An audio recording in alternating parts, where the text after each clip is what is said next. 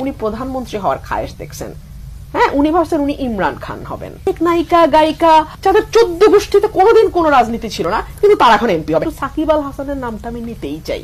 হ্যাঁ, ভদ্রলোক সারা জীবন ক্রিকেটের জুয়া, অমুক জুয়া, তমুক জুয়া, বনের জুয়া, এই জুয়া সেই জুয়া, নানান কিছু খেলা টেলা। উনি ভাবলেন আরে টাকা তো কম হয় নাই, 150-200 কোটি টাকা হয়ে গেছে, ইফ নট মোর।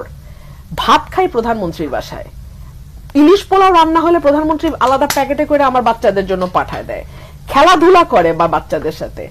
তো আমি এমপি হব না তো? তুমি সারা জীবন রাজনীতি করছো, ঘোড়ার ডিম এলাকায় কাজ করছো, তুমি এমপি হবা না? সে বাগুড়ার থেকে এমপি হবে। এমপি হওয়ার নমিনেশন নেওয়ার 2 মিনিট আগেও সে আওয়ামী লীগের প্রাথমিক সদস্য ছিল না। তার আগে নাকি উনি গেছিলেন অন্য একটি দলের সঙ্গে যুক্ত হওয়ার জন্য। কেন, সেটার রিপোর্টও খুব চমৎকার, আজকে সময়ের আলোতে আসছে। উনি প্রধানমন্ত্রী হওয়ার খায়েশ দেখছেন। হ্যাঁ, উনি ভাবছেন উনি ইমরান খান হবেন।